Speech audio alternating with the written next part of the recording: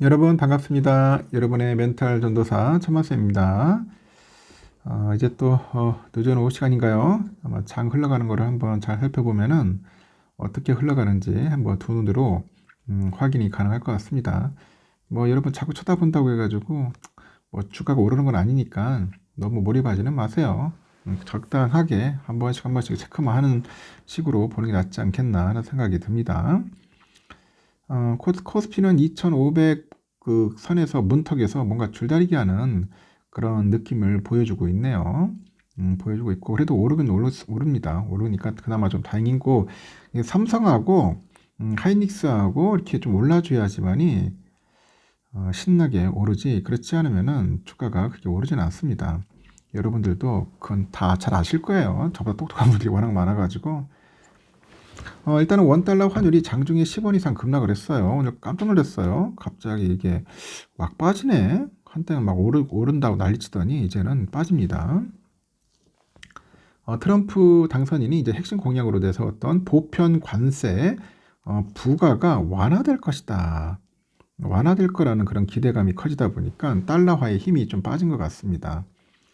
서울 외국환 중개에 따르니까 환율은 오후 12시 5분 기준 전거래일 종가보다도 13.4원 내렸어요. 1456.25원에 거래되고 있고 환율은 여기 환율을 반영해서 전거래일 종가보다 9.35원이죠. 3원 내려서 1460.3원에 개장을 했고요. 이날 새벽 2시 마감가 기준으로 0.3원 정도 올랐습니다. 개장한 지 얼마 되지 않아서 환율은 1465.3원으로 튀어 오른 거죠. 하지만 환율은 점차 상승폭을 좁히면서 오전 10시 54분에는 1452.2원까지 내려갑니다.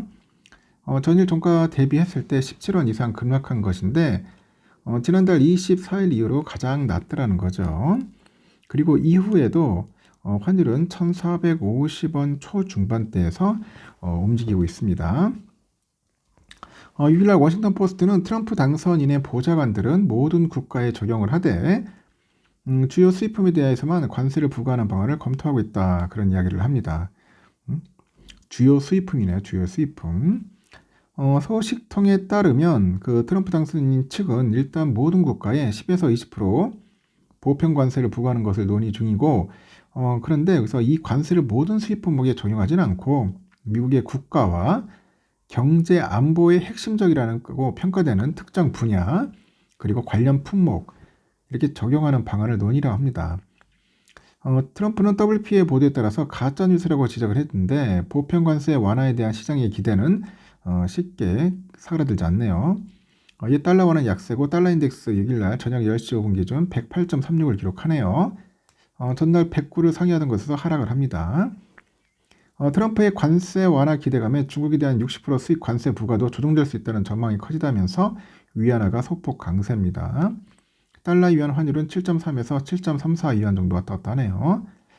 반면에 달러 엔 환율은 158엔까지 오르면서 엔화 약세가 심화됐고 일본 은행이 금리 인상 가능성이 줄어들기 때문이죠. 국내 증시는 3거래일째 상승세입니다. 이에 외국인들이 국내 증시에서 순매수 우위를 나타내는데 환율 하락을 지지하네요. 외국인은 코스피에서 700억 원대를 순매수하는 반면에 코스닥에서는 200억대 순매도합니다. 트럼프 관세 이슈 때문에 시장의 참가자들도 헷갈리기 시작하면서 달러의 그 롱 손절이 많이 나오는 것 같답니다. 또 위안화가 강세로 움직이다 보니까 원화 강세에 영향을 주고 있다. 그런 이야기들이 들리고 있네요. 상당히 좀 의아합니다. 저도. 환율이 모처럼 만에 크게 내려왔는데 내려왔죠. 추세적인 하락은 아니라는 게 전문가의 의견이고 특히 트럼프 관세 정책에 대비해서 중국이 위안화 약세 정책을 펼치고 있는 만큼 원화 가치 상승의 걸림돌로 작용할 수 있어요. 국내은행 딜러도 7.3 위안이 심리적 마지노선인데 이미 뚫고 올라갔다. 원화는 위안화하고 연동이 강한 터라서 추세적인 환율 하락으로 보기에는 무리다. 이미 환율이 급하게 빠졌기 때문에 오후에 환율이 추가로 하락하기는 어렵고요. 1450원 레인지에서 움직일 거다 이렇게 보는 것 같습니다. 중국 당국이 의도하는 것은 어디까지나 속도 조절이지 위안화 강세가 아니다. 미국의 수입 관세 충격을 흡수할 가장 좋은 완충 장치는 위안화 약세이다. 위안화 약세이다. 그렇게 보시면 됩니다. 그리고 위안화 약세 속도 조절로 그 환율의 상승의 압력도 당분간 제한될 거다. 그렇게 보고 있는 것 같습니다. 하여튼 참 힘듭니다. 지난해 글로벌 증시를 뜨겁게 달궜던 AI 랠리를 이끈 AI형 반도체의 핵심 HBM, 이 HBM에서 부진으로 주가 약세를 면치 못했던 우리 삼성전자가 이 받을 실적 성적표에 대한 투자들의 이목이 쏠려요. 특히 삼성의 핵심 사업 부분인 그 DS 부분의 작년 영업이익이 어떻게 될까요? 그 하이닉스의 마스인 하이닉스에 비해서 좀 뒤처지지 않겠냐 그렇게 보는 건가 봐요. 올해 연간 영업이익 규모는 삼성전자 DS분이 하이닉스의 절반에도 미치지 못할 거다. 그런 예측에도 힘이 있는 것 같아요. 실리요.